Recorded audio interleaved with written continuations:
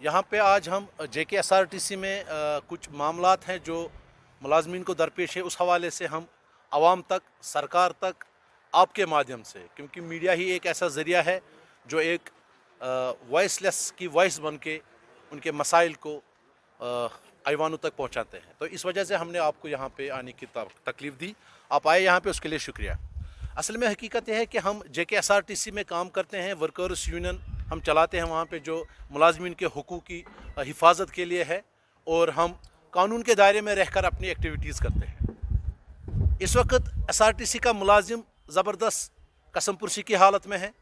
पिछले 4 महीनों से हमारी तनख्वाह नहीं है, और जो तनख्वाह है वो हम इस वक्त 60 पे के हिसाब से ले रहे हैं, और हमारा DA जो है वो 139% है, जबकि गवर्नमेंट ने 195 सेंक्शन किया है। यानी इस वक्त हमारा मुलाजिम कम से कम 56%, 56% लेस सैलरी हर महीने ले रहा है। उसके बाद में जिन लोगों ने यहाँ पे नौकरियाँ की 30-30, 40-40 साल तक, वो 2019 से अभी तक अपने रिटायर्ड बेनिफिट से महरूम है, ना उनकी ग्रेजुएटी है, ना लीव सैलरी है। तीसरा तबका हमारा यहाँ है जो कंसोलिडेटेड ड्राइवर्स है, जो पिछले 12 साल से यहाँ पे एक छोटी सी रकम पे गाड़ियाँ चलाते हैं, ड्राइविंग का काम करते हैं। उन लोगों की रेगुलराइजेशन अभी भी नहीं हो रही है। उनकी रेगुलराइजेशन 8 साल के बाद होनी थी, जैसे पिछले कुछ बैचेस हमने रेगुलराइज किए, लेकिन इनकी अभी तक रेगुलराइजेशन नहीं हो रही है। मुलाजिम इस वक्त अवामी खदमत में है, अवाम को सहूलियत दे रहा है ट्रांसपोर्ट के माध्यम से।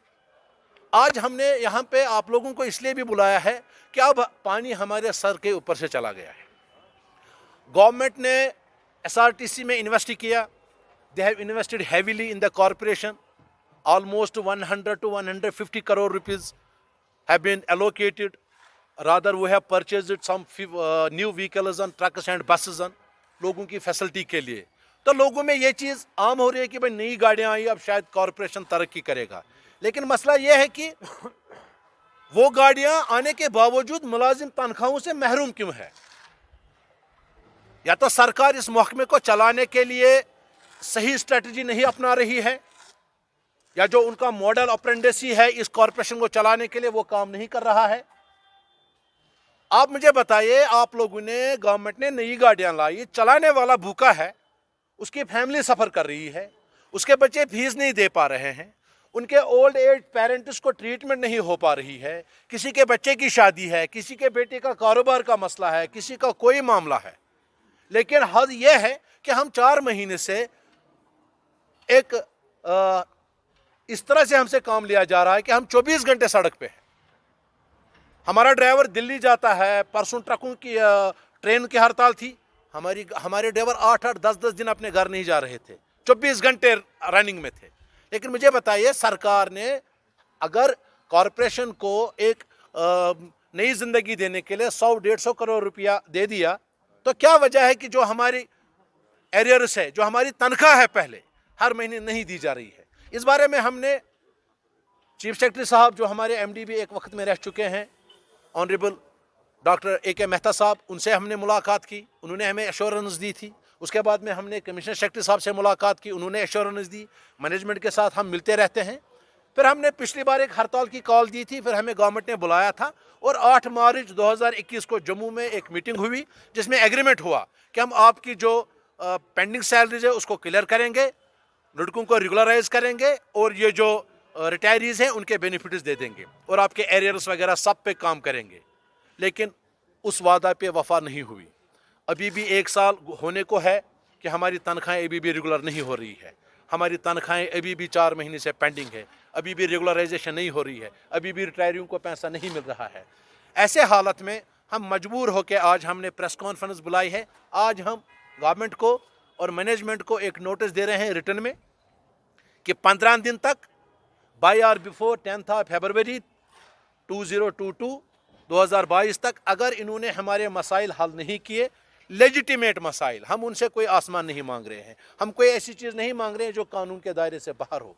हम ये कहते हैं कि हम मजदूरी करते हैं, हमें अपने खून पसीने की कमाई दे दो। हम दिन भर काम करते हैं, शाम को हमें रोटी के लिए पैसा दे दो। अगर 10 फरवरी तक नहीं हुआ, उसके बाद में we will exercise our statutory right of strike. There is a provision in labor law that we can exercise our statutory right, that is strike. This is the weapon given by the Constitution of India to the labor class.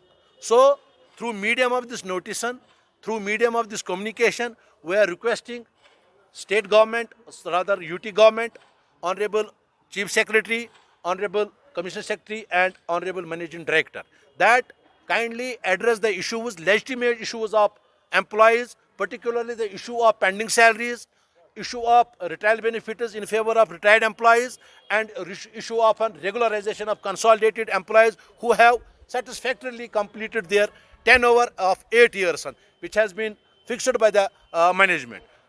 Agar in case management or government fails to address our legitimate issues, then we have no other choice but to intensify this struggle, and which includes the road rallies, the hunger strike and complete strike. There is a provision in the labor law जो हमें empower करता है कि हम अपने इस statutory right को exercise करें, लेकिन हम यहाँ पे आवाम से माफ़ी मांगना चाहते हैं कि अगर नौबत हमारी हड़ताल तक पहुँची तो उसकी वजह से जो आपको तकलीफ होगी उसके लिए हम आपसे माजरत खां हैं, क्योंकि हमने अभी तक तनख्वाह न होने के बावजूद, रेगुलराइजेशन न होने के बावजूद, हमारे डीए पेंडे होने के बावजूद भी हमने अवाम की सहूलियत को, अवामी सर्विसेज को बंद नहीं किया, उस पर कोई आंच नहीं आने दी, क्योंकि हम अवामी खदमत में निकले हैं। जंग हो, सैलाब हो, हालात ख़राब हो, आरटीसी का मुलाजिम आपको सड़क पे मिलेगा लोगों की खदमत के लिए, लेकिन वी आर बीइंग फोर्स्ड, हमें मजबूर किया जा रहा है। हम नहीं चाहते सड़क पे आना, हम काम करने वाले लोग हैं, लेकिन सरकार की पॉलिसी, मैनेजमेंट की आप मुझे बताइए, हमने 55 से लेकर 60 करोड़ रुपया कमाया है जो दूसरे डिपार्टमेंटों के पास है, क्या वजह है कि उसको वहां से वसूला नहीं जा रहा है?